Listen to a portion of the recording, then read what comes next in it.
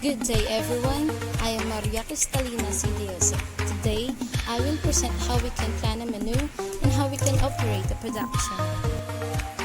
Introduction. In food production and operations, planning a menu is an important task.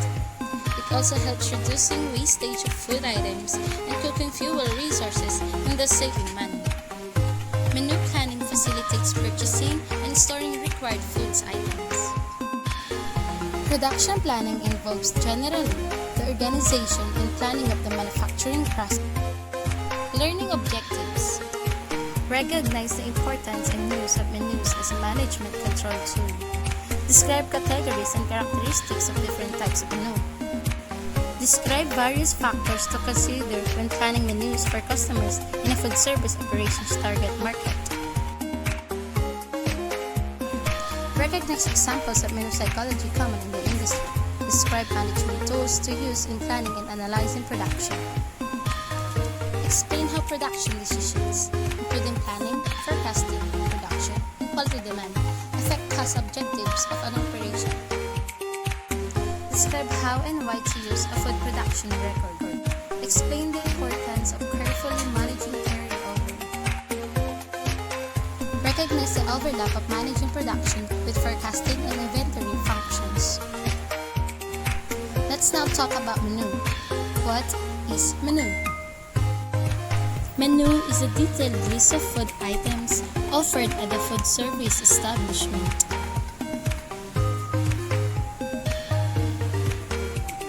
Menu can be different for different meals of the day, such as breakfast, lunch, brunch, and dinner. What are the factors in menu planning?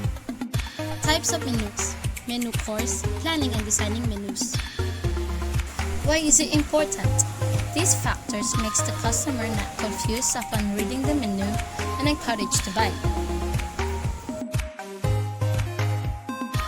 These are several types of menu. Table d'hôte menu. Food items grouped together and sold for one price. Comprises a complete meal at available fixed price. In a la carte menu, food items priced separately, from entrees, beverages, desserts, etc. Static menu usually used by fast food chains. They offer exact same food items every day. Cycle menu offered different items each day on a weekly, after which the cycle is repeated. Menu course is a few set of sections of foods. There are few courses that we should present in the menu. Appetizers served at the beginning to stimulate the appetite of the guests throughout the meal. Soup also acts as an appetizer. It may be thick soup and clear soup. Salad is served in a small plate, quite often simply green salad and dressing. Fish is usually served before the main course. It prepares the palate for the heavier meats that follows. Main course is the highlight of the meal because it is larger than any other course. Dessert is the sweet items at the end of the meal, like ice cream, sweet fruits, cookies, etc. The beverage is a refreshing drink other than water. It is divided into two broad categories, which is hot and cold drinks.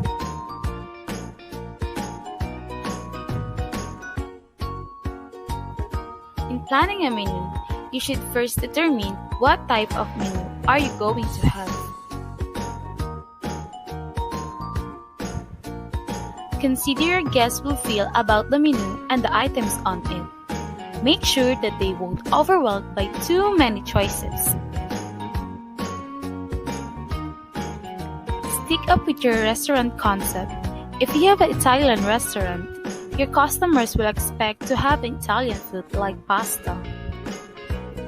Add fresh new things. Have your signature dish that people will come back again and again. When planning menus and its recipes, remember that this is a complex business with a great deal of factors to be considered, which means that it is not something that can be rushed or neglected if you want to succeed. A restaurant's menu is a very powerful brand statement. In fact, you are what you serve when it comes to a restaurant menu.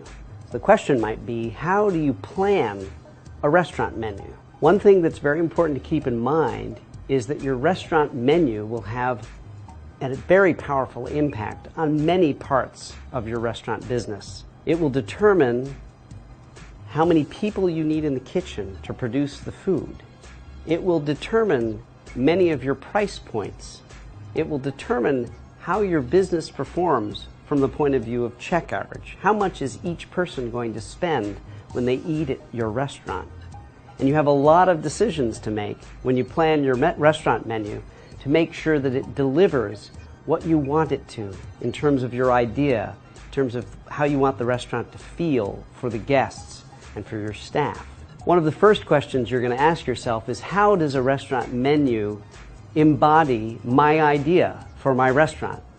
If you want to have a Southwestern cuisine restaurant, well, pretty obviously you need to have a menu that delivers that kind of food. You also want to know how many items you're going to offer your guests. Will you expect them to order a la carte, individual items from the menu, or will you expect them to order what's called prix fixe, or a fixed price menu, where they spend one price for multiple courses? All of this depends on the style of your restaurant, the level of service, the level of price that you're expecting your guests to pay. When you're working on your menu, it's important to start asking yourself, what is the guest going to think when they see this menu? They may see your menu online. They may see your menu for the first time when they sit down in your restaurant. What are they going to feel? What are they going to think? Are they going to say, ooh, I want that? Or are they going to be overwhelmed by too many choices? Does the menu make them feel comfortable? Does it make them feel excited? Does it make them feel bored? Does it make them feel overwhelmed? How does the guest feel about the menu and the items on it? Also, what does the menu say about your concept of food? Do you provide seasonal ingredients? Or are you the kind of restaurant that's serving asparagus in December? Do you serve local produce? Or do you serve everything under the sun? It's very important to think like a guest when you're planning a menu. What are the choices I want to make? What are the choices I want to have? And how are they going to affect my enjoyment of my meal? Another important thing to know about planning a menu is that a menu should not be something that's engraved in stone and never changes. You need to change your menu, and you need to create a menu that you expect to change. There will be dishes that will be more seasonally appropriate. You're not going to sell a lot of beef stew in August in New York City. You need to think about, what do people want to eat at different times of year? What is appealing to people at different times of year? Now, if you're really lucky, you'll have a dish that people love so much they come back for it. What you would call a signature dish. A dish that people say, oh, I've got to go to that restaurant because I have to have that. Well, people become very attached to those dishes. So there's an interesting balance to find. You have to add new things to keep the excitement for your regular guests, but you have to hold on to those signature dishes that people keep coming back for again and again. Change your menu seasonally. Think about signature items that people will associate with your business, and keep it fresh. Add new things to keep people interested in your menu.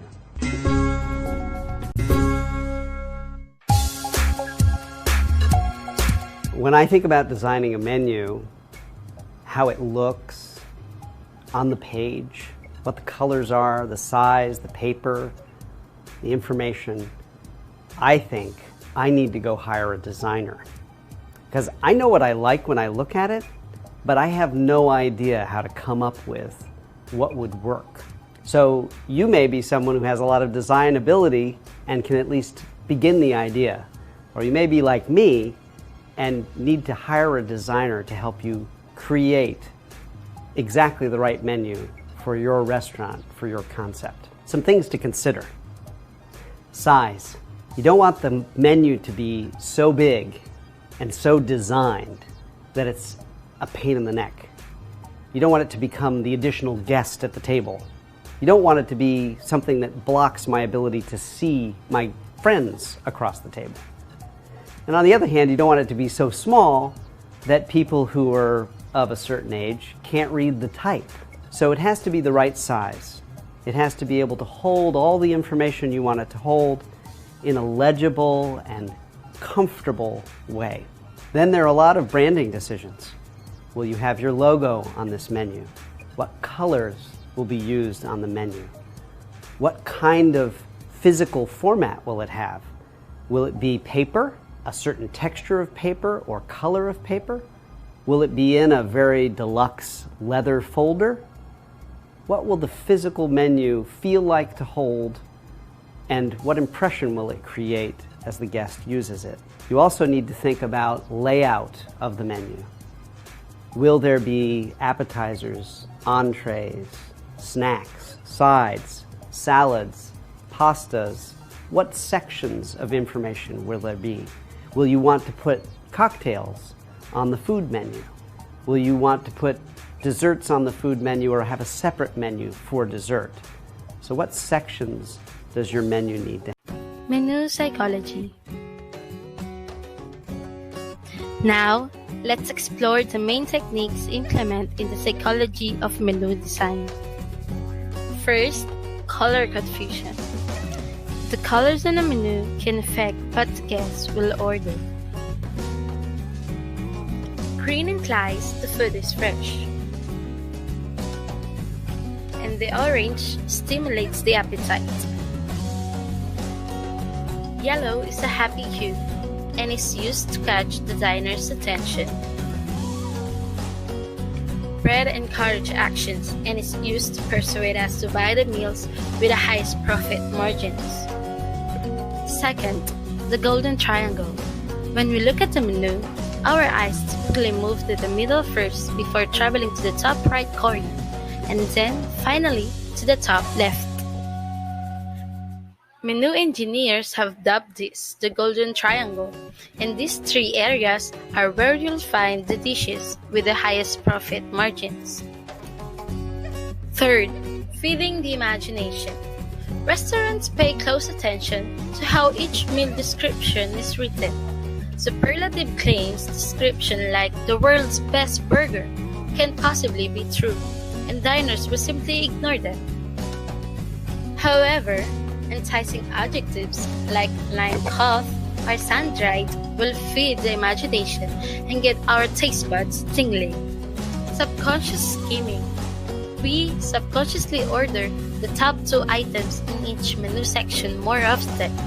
So, restaurant owners tend to list their highest margin dishes first. Production planning. What is production planning? Production planning ensures that staffing is adequate, that food is in-house, early preparation steps are done, foods are thawed properly, and many other functions are completed. Planning and analyzing production. Production planning means taking the resources of your food service operation and turning out products and services. It needs a person who can plan, organize, and control the various aspects of production. Production schedule is a major tool for a food service manager in controlling quantity food production and labor. It has crucial information that needs to produce the menu item. When picking production schedule, we should consider having these 5 things. Number 1. Using well-written and standardized recipes with carefully written instructions and procedures help identify the task to be completed and the length of time necessary to complete the task. Second, reviewing job descriptions for all positions. A manager, a supervisor, or anyone who leads and plans the production must determine the job position that fulfills the job description of a certain task. Now that list of procedure and job positions are identified, it's time to make a list of tasks to be completed and clarify the equipment and other resources needed. Fourth, it's time to make a time frame that determines the time required for specific activities. Finally, assign tasks to personnel and equipment using production schedule. Advantages of production schedule. A well-planned production schedule helps a manager avoid crises in management. If problems can be anticipated, alternative methods can be implemented. The manager can also check to make sure that all production is running on time and intervene with additional help or troubleshooting if menu item is running behind. Here are some techniques and ways in handling production. Batch cooking means everything is prepared and ready to cook, but not actually cook until a customer orders the item. In this way, carryovers or leftovers are reduced from overproducing. Ingredient assembly. Many large food service operations use centralized ingredient assembly, such as an ingredient room, to better control ingredient access and particularly to control food and labor costs. Managing carryover. Some carryovers, as long as they are handled with strict food safety protocols, can be reheated and served at another meal. Inventory management. Everything needs to be managed so the establishment never runs short on any supplies used to prepare products or provide to customers. On the flip side, proper inventory management can also lead to less waste, fresher ingredients, and more sanitary food storage conditions. Equipment and supply capabilities. Using broken equipment can be hazardous as well as inefficient. Making sure all equipment satisfy the requirements of each job, is in proper working order, and is placed in areas where safety is consideration, is essential towards making the kitchen establishment safe and efficient. Staffing. Staffing becomes very important during lunch or dinner rushes. Busy periods needs to have maximum coverage and employees needs to have enough hours week to week.